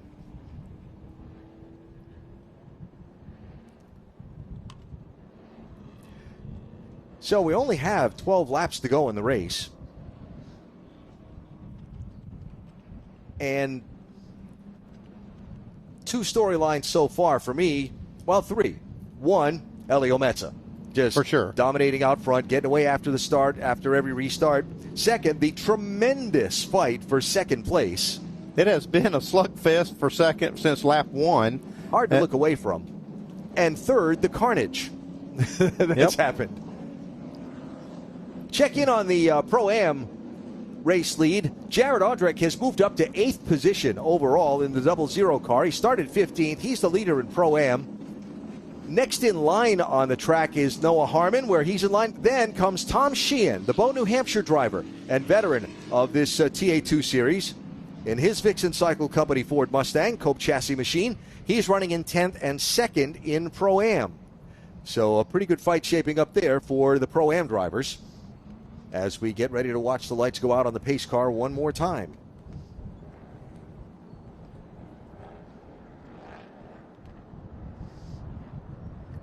Third in Pro-Am is Cale Phillips, by the way. Roberto Sabato is next in line. Check that. Third in Pro-Am is Keith Prochek, running 13th overall. Then Cale Phillips, fourth in Pro-Am in 14th spot. Roberto Sabato, fifth in Pro-Am and 15th overall. Message going out from race control from Scott Goodyear. Yep. Race teams, please tell your drivers, let's get through turn one. Yeah, let's see if we can make a lap here, guys. That's fun. All right, so there'll be 11 laps to go when the green flag waves and gets our Cube 3 Architecture TA2 Series race back underway. Will we see the green all the way to the finish? Will we have another yellow again? Time will tell.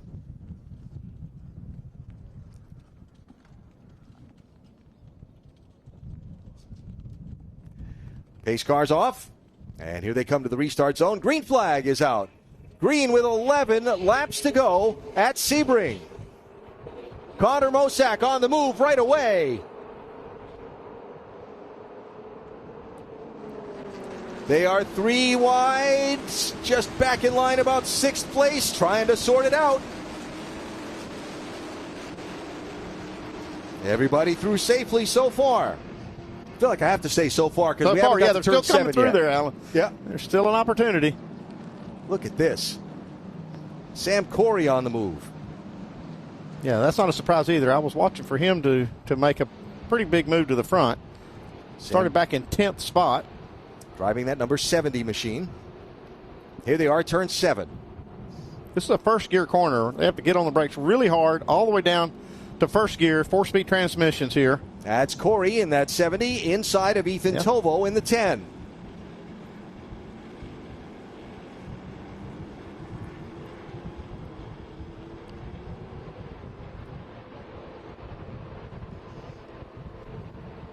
Love the drone shots. Great look at the twisting, difficult far side of the Sebring course from where we are. Sitting at start-finish on the main straightaway. Interested observer in the booth, man who was on the racetrack competing earlier today in the TA Cup class, the new Chief Operating Officer for Racing America and Trans Am competition, Ken Thwaites. This is wild, isn't it? I'm doing double duty.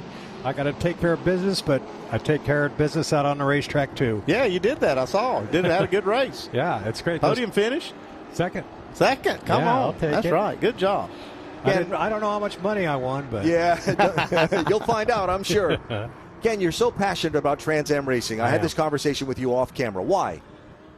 It's just it's my kind of racing. It's dirty, gritty, lots of power, lots of noise, unapologetic. Let's go race. And stepping into this role as Chief Operating Officer, why? Well, I didn't do it for the money, but I am passionate about Trans Am. I've been a team owner. I've been a sponsor, driver, of course. Got one around there. Little trouble there. That's Cale. Is that that's 98? That's Doug Winston. All right. It's just I thought I could bring a different perspective to Trans Am from the paddock, and I communicate well with the paddock. They're our customers. We want to give them what they need and want to thrive. And so I think I bring that to the party. Yeah, and I think they're lucky to have you to lead this thing. It's a great series. I'm kind of getting my feet wet with it this weekend, coming to Sebring for the first time. But just when you go down in the garage and I see a lot of people that I've actually worked with or around, in my career, and never seen such a great attitude. Everybody down there just loves what they're doing, loves what's happening here in Trans Am. The schedules are great. You go to these wonderful venues, and these guys are hardcore racers, man. There's another one around, Alan. Yep. Come on, get Maciej going. Tadejevich, who's around and trying to get that thing fired up. Lodi, New Jersey driver. That's turn number 7 where he sits. There is an escape road. He's moving again, and we'll stay under green. Good. So you weren't done asking your question, or you weren't answering his question. Is that it? Well, I mean, I think the passion is there. We have a lot of young people who want to move up. And, this is where you've got to shine. You don't necessarily have to win every single race, but you got to show potential. Don't tear up equipment. Be good in front of the camera. This is where you get that kind of training.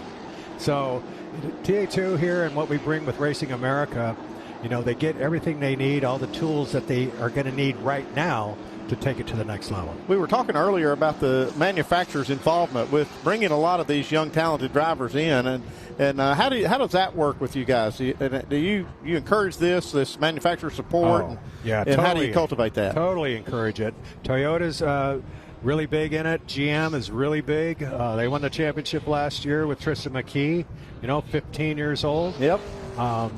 That kid, I thought, he's going to win a race this year. Who knew that he was going to run the table and win the championship? So it's that kind of talent that's coming through here. You got to prove yourself here in order to take it to the next level. Yeah, and I'm sure they're getting some good mentorship from drivers like you and people that have been on both sides of the fence, and they're lucky to have that. I like spotting for these kids. I kind of can calm them down, It's like, okay, it's caution. Let's take a drink, relax your grip, let's reset, that kind of thing. Good stuff. It's really fun. Ken, love your passion. Glad to have you as a teammate. Thank you. Look forward to a great season with Trans Am Series by Pirelli and the Q3 Architecture TA2 Series. Let's strap in for this finish here. Ooh. That's right. Let's go. Yes. Thank you. That's Ken Thwaites, Chief Operating Officer for Racing America. He started the job this weekend while he's behind the wheel of a TA Cup car earlier today. So we're down to 9 laps remaining, and the lead doesn't seem to be in question unless something goes wrong for Helio Meza. But behind him, wow, it's hard, right? Yep, that Lasowski, he, like I said, he's never had a podium finish. He's had to dodge a few bullets today. He actually got back to, I think, as far back as 4th or 5th. Took some opportunities with contact in front of him to gain that second spot. And I think he might be able to hold on. He's got a bit of a gap on Vinnie Meskelis, the third-place runner. Then Connor Mosack and Alonde right there, nose to tail for 4th and 5th. Oh, yeah, got a little contact. And not done it's yet, not it over. doesn't look like. They already have damage from an earlier incident, but he's not afraid to use that front end again. And the broken momentum off that corner has Sam Cory just about trying to push him down the straightaway and look for a spot to get inside in turn 17. Here's Cory to the inside.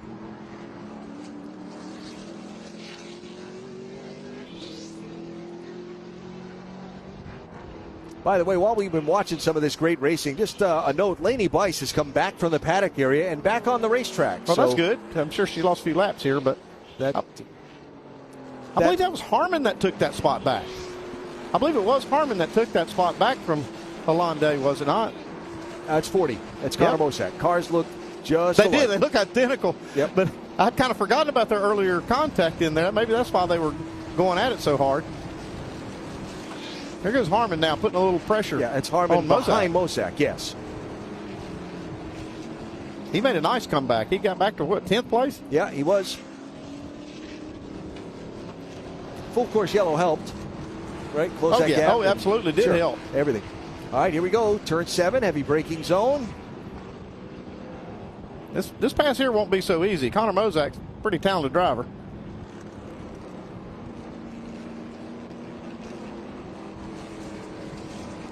Look at the 71 of Eric Caton as he tries to get a spot in turn 7. Pro-Am still being led by Jared Audrick over Tom Sheehan. Yeah, and solid Caleb run in the top 10 for Jared. Yep, all the way up from starting back in 15th place. There is Noah Harmon, Silver Hair Racing driver. Heard from his crew chief, talked about how he was just going to take a calm, approach to this, and then he kind of got his feathers ruffled a little bit with Alonde down there in turn 1. He's made a nice comeback.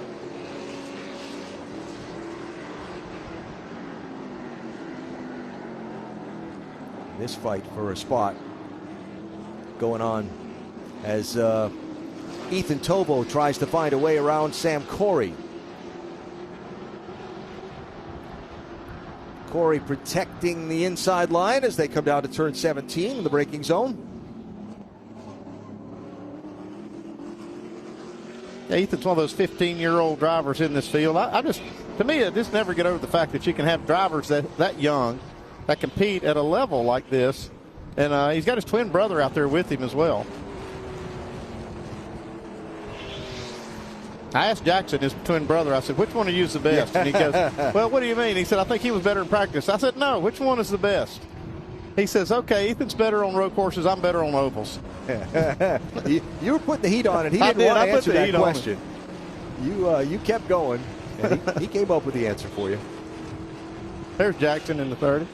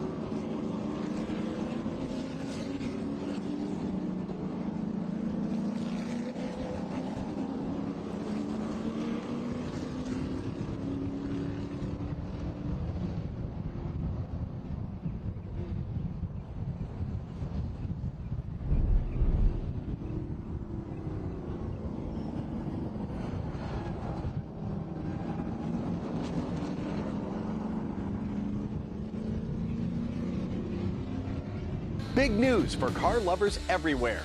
Now you can get Next Gen at your local O'Reilly Auto Parts store. Every Next Gen formula is built with advanced ceramic technology, and that means a deep gloss finish, serious protection, and long-lasting durability for your paint. World-class racing teams trust Next Gen to protect their race cars under the toughest conditions. And you can trust Next Gen to protect your car every day.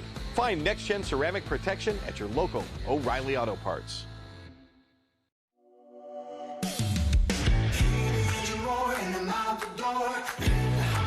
I've been waiting for.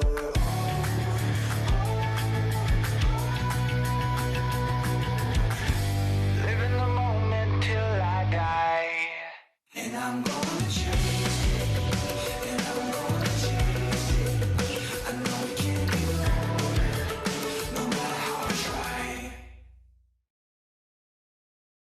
Get ready for race day with Stack Auto Lifts. The world's fastest racers and the most trusted garage lifts come together to elevate every moment on and off the track. From rugged 4-post lifts and powerful 2-post systems to space-saving single-post and scissor lifts, Stack Auto Lifts delivers strength, precision, and performance for every garage. Brought to you by Stack Auto Lifts, created by racers for racers. Proud partner of Race America for the 2026 season. You have to fight to pull ahead, to find your edge, to do whatever it takes to make you 1/10 of a second faster, smarter, more committed than the other guy, because you've got the kind of passion that can overcome the impossible. And we've got the most powerful performance race fuel available to help you do it. Sunoco Race Fuels. Take the lead.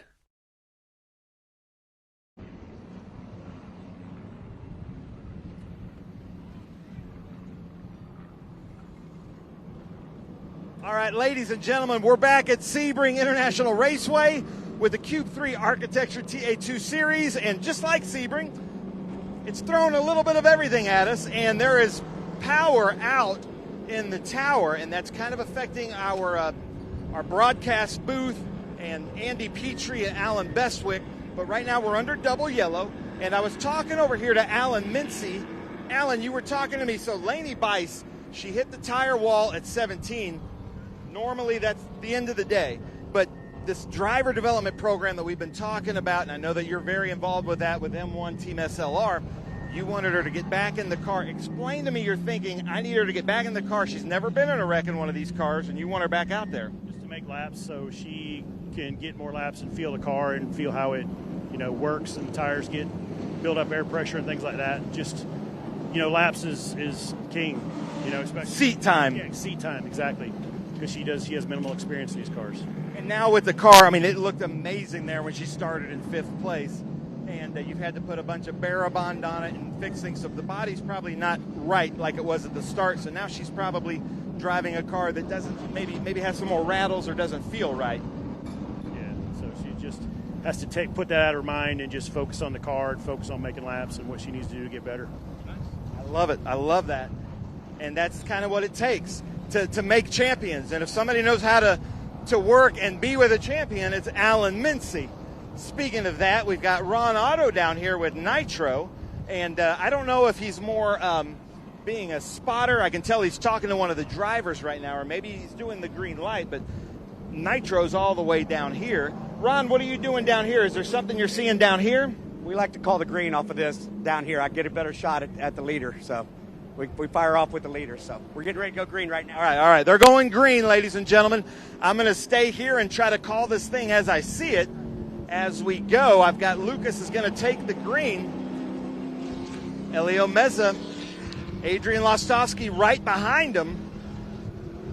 But watch for Connor Mosak to come through.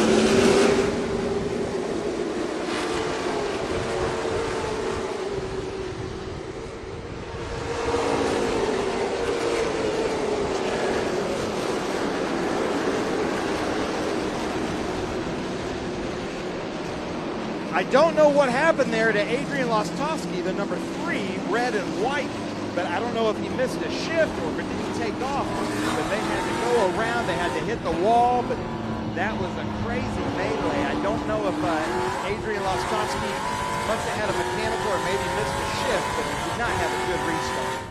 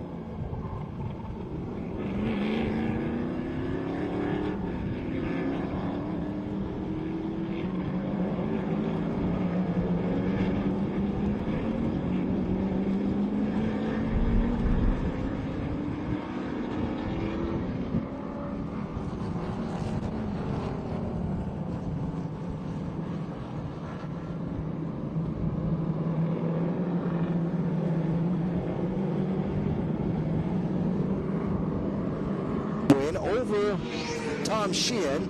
Ended up in 9th spot. Nice top 10 run for Eric Caton.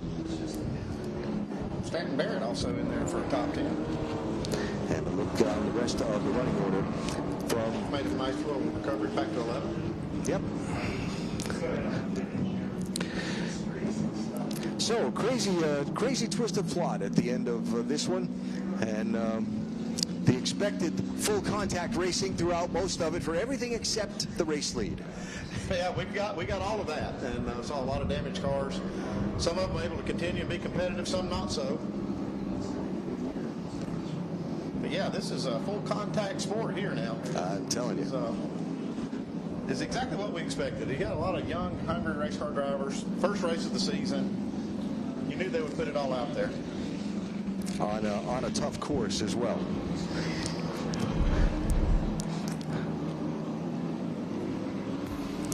Well, the opening round leaves us with a few different lingering thoughts. One is what a talent that Helio Meza is. Yeah, I mean, he really opened my eyes. I saw where he'd won in his debut, and then he shows up here. He's fast in practice. Okay, let's see what happens in the race. Man, he made a statement here today. Going back all the way to that scrap between Noah Harmon and Alon Day earlier on. Nice recovery from Harmon. There's squeeze in turn number 7 that took out Rafa Matos. That's one thing I think Harmon did a great job when he did get contact off the track. He kept his head really well and not getting into the barrier, bringing it around and lined back up, probably 10th in line, and able to pass his way back up for a top 3 finish. And it wasn't just a rough end for Adrian Blavstovsky. Those were the other two cars in his team that were involved in 2 of those spins late in the race. There was Matt Gray involved in a late spin.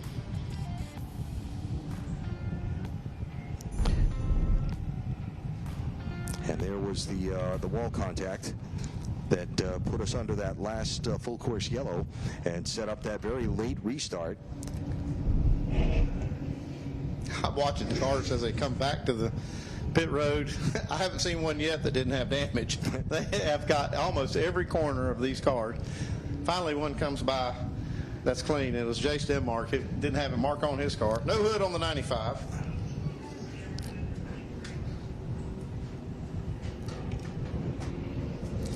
So an intense start to the Cube 3 Architecture TA2 Series season here at Sebring International Raceway. Podium ceremonies coming up, and then we are left to look ahead a couple of weeks from now to when round number 2 goes at Road Atlanta. In that beautiful race course that is so high speed and so challenging. That's just a couple of weeks away. Yeah, that's another iconic raceway, Road Atlanta. Now, I've never been to this one at Sebring, but I have been to Road Atlanta, so I'm looking forward to that. I haven't been in a few years, but that one's going to put on a really good show.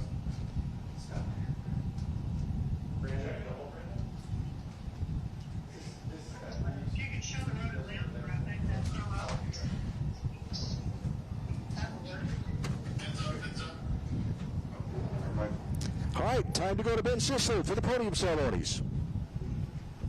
All right, thanks, Alan. I'm down here with Helio Meza, and what a celebration.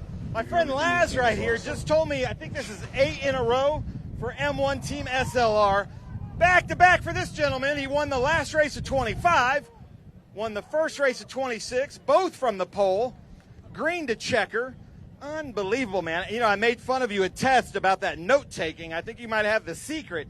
How was it out there? Yeah, I mean, that was a fun drive. I mean, I just took the approach of enjoying this weekend, and, you know, I didn't know if I was going to run the full season this year, and so, you know, to be a full-time driver in this series is it's a dream come true for me. So, you know, another win for us. Can't thank SLR, Alessandro's Racing, Chevrolet, M1 Chassis, just my whole team. I mean, they worked so hard for this opportunity, and I just can't thank everyone enough. Josh Wise, Scott Speed, I mean, we prepped so hard in the off-season for this race, and I felt like I've driven this race 1,000 times, and so I got on the track and I knew what I had to do, so couldn't do it without the people behind me, my family, my dad, always being there for me. So, yeah, this one means a lot, and definitely a confidence booster for the season. Nice. Well, let me tell you something. I'm not sure you're aware of this, but I think your team would like this too. At testing, you were thinking, oh, I might do 3, 4, and everybody in the paddock's like, oh, we love having this guy. I'd love to have him do 4 or 5. Then just a week after you put out a release, you're doing the whole season, and I could feel all your competitors go, oh, no, I liked it a lot more when you were just doing 4 races with us. How did that happen? Yeah, so, my sponsor, Alessandro's Racing, the owner, Diego Rodriguez, lives in Miami. And so I was like, hey, why don't you come out to the test and just kind of see what it's all about? So he came out, and, we were really fast in the test. And, can't thank SLR again for everything that they do for me. And, Diego saw how fast we were and the potential that we had. And he's like, all right, let's do it. He put his faith in me. He's putting faith in me. And so glad I can prove him right and start us off on the right foot this year. Nice. I love it. Well, congratulations, man. I'm very impressed with what I'm seeing there.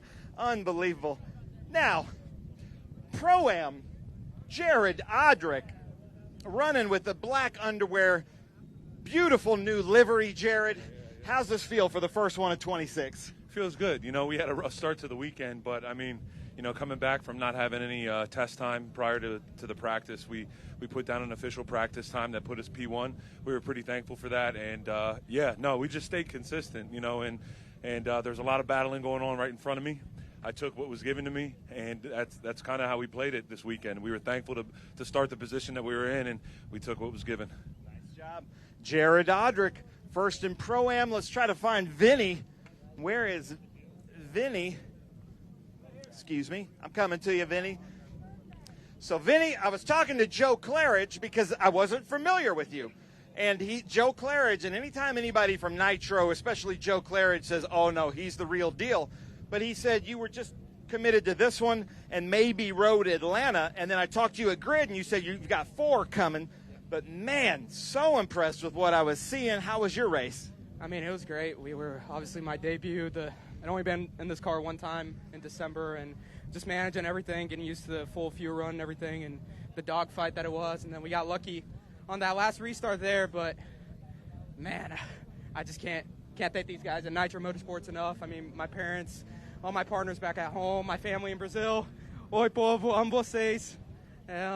But, yeah, I'm excited to go back to Sonoma and Glen and COTA and take this momentum forward. I love it. Nice job. So what happened at that last restart? Luckily, you weren't right behind the number 3, but did he just miss a shift, did it look like? Yeah, I'm not sure what exactly happened. I think there was a lot of confusion because I don't think any of us thought we were actually going to restart. There were still trucks recovering a red car in turn 12 when we had the debris on the backstretch. So I don't think he went, and then I was getting shoved from behind, so I had to take avoiding action. I had nowhere to go, or else I would have wrecked him and wrecked the whole field. So, but yeah, this time we got lucky. Unbelievable. Nice job. Let's come over here to Noah Harmon.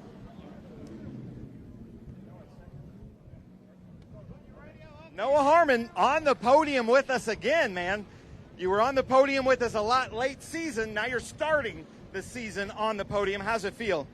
Yeah, overall good. Happy to end up in third here. It was a tough race. We had the moment in one where I fell back. I don't know how far I fell back. So, but after that, this Silver Hair Racing, High Point Rockers, Q3 Chevrolet was really good. Made our way back through the field there, through some of the chaos, and happy to get back to third. No, we could have done better.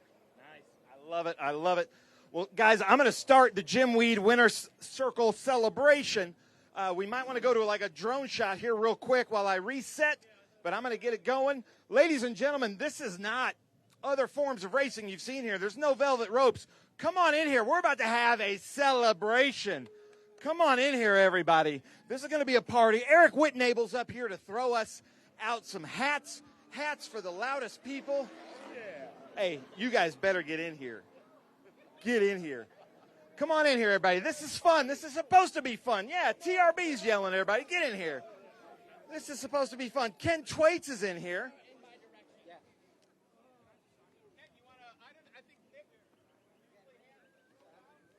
So, man, unbelievable.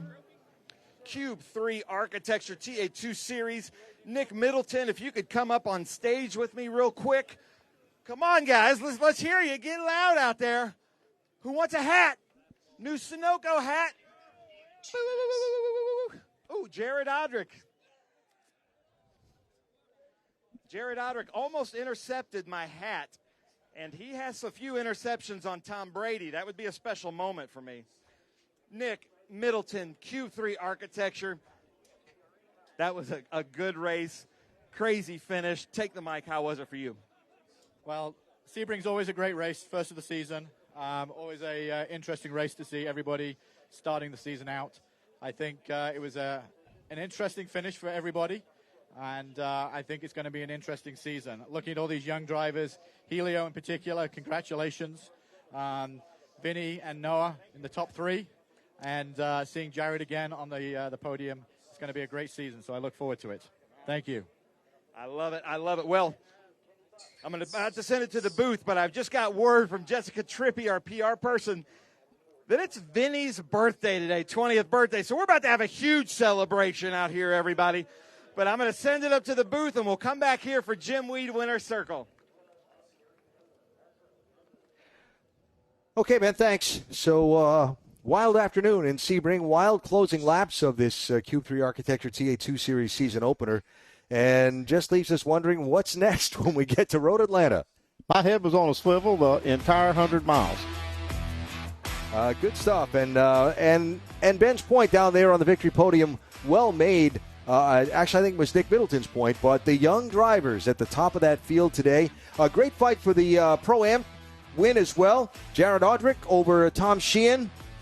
And Cale Phillips looks like on the podium as well for Pro-Am. So great job by those drivers also. Yeah, it was a good run by Jared. I'm really impressed with him and the way he prepares for these races, and it paid off for him today with a great finish.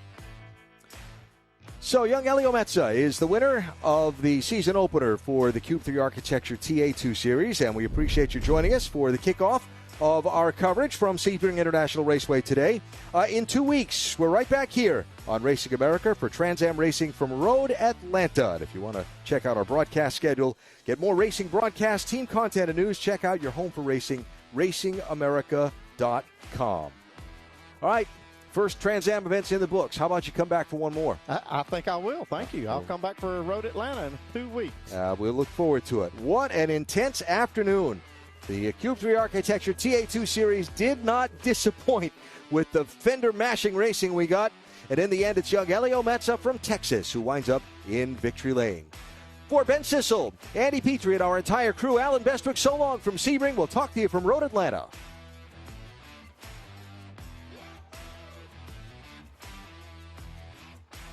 This copyrighted telecast may not be reproduced, retransmitted, or used in any form without the authorized written consent of Racing America. We hope you enjoyed today's broadcast.